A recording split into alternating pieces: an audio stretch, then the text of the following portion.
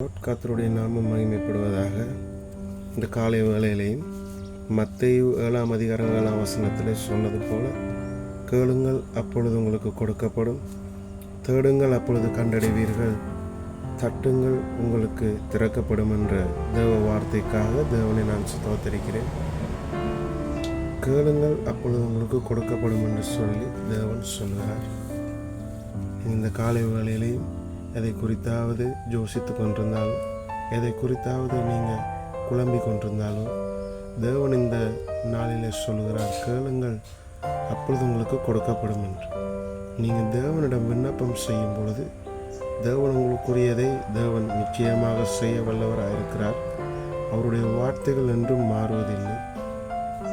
அவர் சித்தமானபடி, அவருடைய சித்தத்துக்கேற்றபடி நீங்கள் கேட்குற காரியங்களை அவர் செய்ய வல்ல தேவனாக இருக்கிறார். அல்லேலூயா. தேவனுக்கு மகிமை உண்டாவதாக. இந்த நாளிலேயும் நாங்கள் எதையாவது குறித்து குழம்பி கொண்டிருப்போமே இருந்தால், தேவனுடைய நாமத்தினாலே அவருடைய வார்த்தை சொன்னபடி நாங்கள் கேட்குற எல்லா விண்ணப்பத்துக்கும் அவர் பதில் தர வல்ல தேவனாக இருக்கிறார். அதற்காக தேவனை ஸ்தோத்தரிக்கிறேன். தேவன் எனக்கும் நல்லவராக இருந்தது போல உங்களோடும் கூட இந்த நாள் முழுவதும் உங்களோடு கூட இருந்து வழி நடத்துவாராக. தேவனுடைய நாமத்துக்கு மகிமை உண்டாவதாக. Praise the Lord.